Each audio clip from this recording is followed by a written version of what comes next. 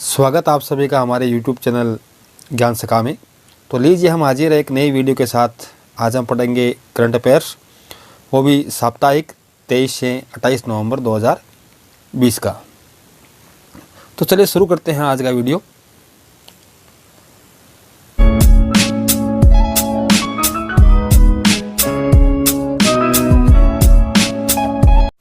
आज का पहला सवाल है, सिटमैक्स 2020 त्रिपक्षीय शांतिकालीन युद्धाभ्यास कहाँ आयोजित किया गया?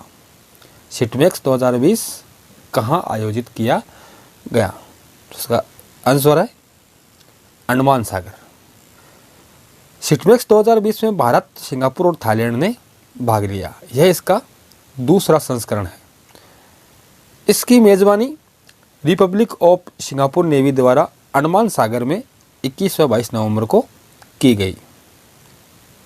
इस बार इसकी मेज़बानी है वो रिपब्लिक ऑफ सिंगापुर नेवी, यानी सिंगापुर के द्वारा इसकी मेज़बानी की गई। यह 21 व 22 नवंबर को अंडमान सागर में आयोजित किया गया था। और जो इसका पिछला संस्करण था उसकी मेज़बानी है वो भारत द्वारा की गई थी। अगला क्वेश्चन देखिए, हाल ही में DRDO द्वारा किस हेवीवेट टॉर्पेडो का सफल परीक्षण किया गया है? हाल ही में DRDO द्वारा किस हेवीवेट टॉर्पेडो का सफल परीक्षण किया गया है? तो आंसर है इसका वरुणास्त्र। वरुणास्त्र टॉर्पेडो है वो भारत का पहला हेवीवेट टॉर्पेडो है। और यह टॉर्पेडो है वो पनडुब्बी नाशक होता है, पनडुब्बी को नष्ट करने वाला होता है। और इसके सफल परीक्षण के बाद में अब DRDO द्वारा इसके निर्माण को मंजूरी प्रदान कर दी गई है। अगला क्वेश्चन देखिए, हाल ही में गो टैक्स लगाने वाला राज्य कौन सा है? हाल ही में किस राज्य सरकार द्वारा गो टैक्स लगाने की घोषणा की गई है? तो आंसर है इसका मध्य प्रदेश। मध्य प्रदेश के द्वारा गो टैक्स लगाया जाएगा। अगला क्वेश्चन देखिए, हाल ही में पेरू के नए राष्ट्रपति कौन बने हैं? पेरू के नए राष्ट्रपति कौन बने हैं? तो इसका आंसर है फ्रांसिस्को सेगस्ती। फ्रांसिस्को सेगस्ती वो पेरू के नए राष्ट्रपति बने हैं। पेरू में पिछले 5 सालों में 3 राष्ट्रपति बने हैं। अभी वर्तमान में फ्रांसिस्को सेगस्ती पेरू के नए राष्ट्रपति हैं। अगला क्वेश्चन, दादा दादी क्लिनिक का शुभारंभ किस राज्य के द्वारा किया गया है? किस राज्य के द्वारा दादा दादी क्लिनिक का शुभारंभ किया गया है? तो आंसर है इसका छत्तीसगढ़।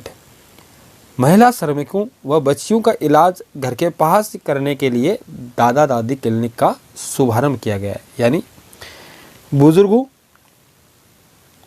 महिला श्रमिकों व बच्चियों, उनको घर के पास ही इलाज की सुविधा उपलब्ध कराने के लिए दादा दादी क्लिनिक का शुभारंभ है वो छत्तीसगढ़ राज्य सरकार द्वारा किया गया है। अगला क्वेश्चन देखिए,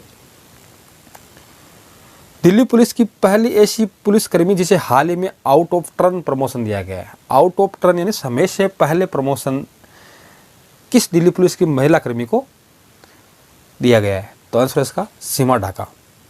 सीमा ढाका द्वारा 3 महीने में 76 लापता बच्चों को ढूंढने के कारण उन्हें आउट ऑफ टर्न प्रमोशन दिया गया। 3 महीनों में ही 76 लापता बच्चों को ढूंढने के कारण उन्हें यह प्रमोशन दिया जा रहा है। अगला क्वेश्चन देखिए, हर घर नल योजना हाल ही में किस राज्य शुरू की गई है? हर घर नल योजना किस राज्य में हाल ही में शुरू की गई है? तो आंसर है इसका उत्तर प्रदेश। उत्तर प्रदेश सरकार के द्वारा हर घर नल योजना शुरू की गई है। अगला क्वेश्चन,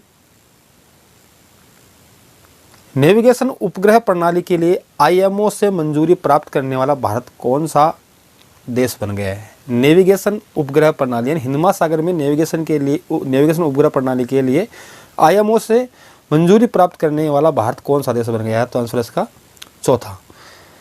भारत से पहले अमेरिका, रूस, चीन, ये 3 देश है जिनके पास नेविगेशन उपग्रह प्रणाली के लिए IMO से मंजूरी मिली हुई है। अब भारत चौथा देश है। IMO का पूरा नाम है इंटरनेशनल मैरीटाइम ऑर्गेनाइजेशन। अगला क्वेश्चन देखिए, गहरे समुद्र में खनिज, समुद्री जीवन और ऊर्जा का पता लगाने के लिए भारत सरकार ने कौन सा मिशन शुरू किया है? गहरे समुद्र में खनिज, समुद्री जीवन और ऊर्जा का पता लगाने के लिए कौन सा मिशन भारत सरकार ने शुरू किया है? तो आंसर है इसका deep ocean mission. Deep ocean mission शुरू किया है। अगला क्वेश्चन है, भारत द्वारा G20 शिखर सम्मेलन की मेजबानी कब की जाएगी? भारत द्वारा G20 यानी विश्व की बड़ी 20 आर्थिक महाशक्तियों का जो ये G20 एक ग्रुप है, समूह है, उसके सम्मेलन की मेजबानी है वो भारत के द्वारा कब की जाएगी? तो आंसर है इसका 2023 में। 2021 में इटली, 2022 में इंडोनेशिया, 2024 में ब्राज़ील द्वारा इसकी मेजबानी की जाएगी। अगला क्वेश्चन देखिए, भारत का पहला मॉस गार्डन कहाँ स्थापित किया गया है? भारत का पहला मॉस गार्डन कहाँ स्थापित किया गया है? तो आंसर है इसका नैनीताल, उत्तराखंड। मॉस एक तरह की काई होती है और उसका पहला बगीचा है वो भारत में नैनीताल, उत्तराखंड में स्थापित किया गया है। अगला क्वेश्चन देखिए, अंतर संसदीय संघ के एक्सटर्नल ऑडिटर पद पर किसकी नियुक्ति की गई है? अंतर संसदीय संघ जो विश्व का सांसदों का एक संघ है, उसके बाहरी ऑडिटर पद पर किसकी नियुक्ति की गई है? तो इसका आंसर है गिरीश चंद्र मुर्मू। गिरीश चंद्र मुर्मू है वो भारत के केग है, उनकी नियुक्ति एक्सटर्नल ऑडिटर पद पर की गई है। अगला क्वेश्चन देखिए, हाल ही में किस राज्य के द्वारा खेल से संबंधित सिंगल विंडो क्लियरेंस सिस्टम को मंजूरी दी गई है? किस राज्य के द्वारा खेल से संबंधित सिंगल विंडो क्लियरेंस सिस्टम को मंजूरी प्रदान की गई है? तो इसका आंसर है राजस्थान। 1 जनवरी 2021 से खेल संघों के रजिस्ट्रेशन के लिए सिंगल विंडो क्लियरेंस सिस्टम को मंजूरी प्रदान की गई है। अगला क्वेश्चन,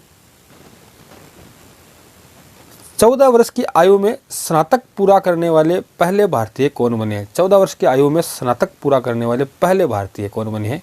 तो आंसर इसका अगस्त्य जायसवाल। अगस्त्य जायसवाल ने मात्र 14 वर्ष की आयु में ग्रेजुएशन पूरा करके रिकॉर्ड बनाया है। अगला क्वेश्चन, किस देश के द्वारा चांग-ई 5 चंद्रमा मिशन लॉन्च किया गया है? किस देश के द्वारा चांग-ई 5 चंद्रमा मिशन लॉन्च किया गया है? तो इसका आंसर है चीन। चीन के द्वारा चांग-ई 5 चंद्रमा मिशन लॉन्च किया गया है और यह जो चांग-ई 5 चंद्रमा मिशन है वो चांद की सतह से नमूने एकत्रित करने के लिए यह मिशन लॉन्च किया गया है। अगला क्वेश्चन देखिए, एपेक शिखर सम्मेलन 2020 की अध्यक्षता किसने की? एपेक शिखर सम्मेलन 2020 की अध्यक्षता है वो किसके द्वारा की गई है? तो आंसर है इसका मलेशिया। एपेक का पूरा नाम है Asia Pacific economic cooperation. Asia Pacific economic cooperation और इसके 2020 के शिखर सम्मेलन की अध्यक्षता है वो मलेशिया के द्वारा की गई है। अगला क्वेश्चन देखिए, एटीपी फाइनल टूर्नामेंट 2020 का खिताब किसने जीता है? एटीपी फाइनल टूर्नामेंट 2020 का खिताब किसने जीता? तो आंसर है इसका डेनियल मेदवेदेव। रूस के डेनियल मेदवेदेव ने ऑस्ट्रिया के डोमिनिक थिएम को हराकर एटीपी फाइनल 2020 का खिताब जीता और एटीपी का पूरा नाम है एसोसिएशन ऑफ टेनिस प्रोफेशनल्स। अगला क्वेश्चन देखिए, लाल बहादुर शास्त्री पुरस्कार 2020 से किसको सम्मानित किया गया? लाल बहादुर शास्त्री पुरस्कार 2020 से किसको सम्मानित किया गया? आंसर है सुधा मूर्ति। सुधा मूर्ति को यह साहित्यिक व अकादमिक उत्कृष्ट लेखन के लिए यह पुरस्कार दिया गया है। सुधा मूर्ति है वो इंफोसिस फाउंडेशन की चेयरपर्सन है। अगला क्वेश्चन, बेस्ट ड्रामा सीरीज का इंटरनेशनल एमी अवार्ड किसे दिया गया? बेस्ट ड्रामा सीरीज का इंटरनेशनल एमी अवार्ड किसे दिया गया?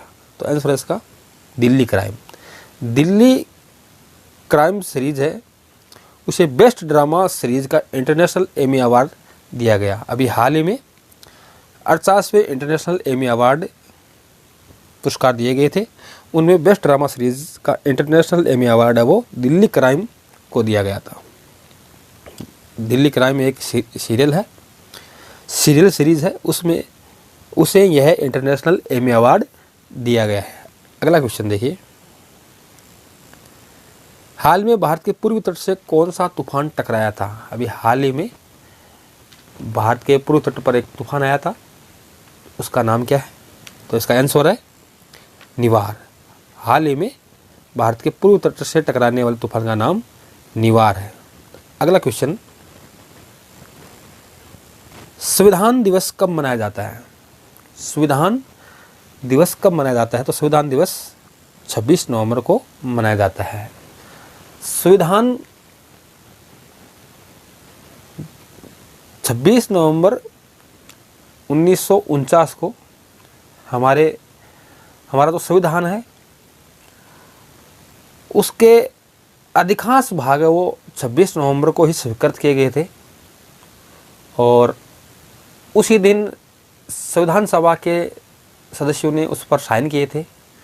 इसी उपलक्ष्य में संविधान दिवस मनाया जाता है और यह प्रतिवर्ष 26 नवंबर को मनाया जाता है। अगला क्वेश्चन देखिए, बाघों की आबादी कम समय में दुगुनी करने के लिए किस टाइगर रिजर्व को ग्लोबल अवार्ड दिया गया? कम समय में बाघों की आबादी दुगुनी करने के लिए किस टाइगर रिजर्व को ग्लोबल अवार्ड दिया गया है? तो आंसर इसका पीलीभीत टाइगर रिजर्व है। पीलीभीत टाइगर रिजर्व है वो उत्तर प्रदेश में है और 2014 में यहाँ 25 बाघ थे और 2018 में बाघों की गणना में यहाँ 65 बाघ पाए गए थे। तो इस रिकॉर्ड उपलब्धि के लिए इसे ग्लोबल अवार्ड से सम्मानित किया गया। अगला क्वेश्चन, अंतर्राष्ट्रीय क्रिकेट परिषद के नए चेयरमैन कौन नियुक्त किए गए हैं? अंतर्राष्ट्रीय क्रिकेट परिषद के नए चेयरमैन, तो आंसर है इसका ग्रेग बार्कले। ग्रेग बार्कले है वो न्यूजीलैंड क्रिकेट के प्रमुख है और आईसीसी जो अंतर्राष्ट्रीय क्रिकेट परिषद है इसके पूर्व चेयरमैन है वो भारत के शशांक मनोहर थे। अगला क्वेश्चन,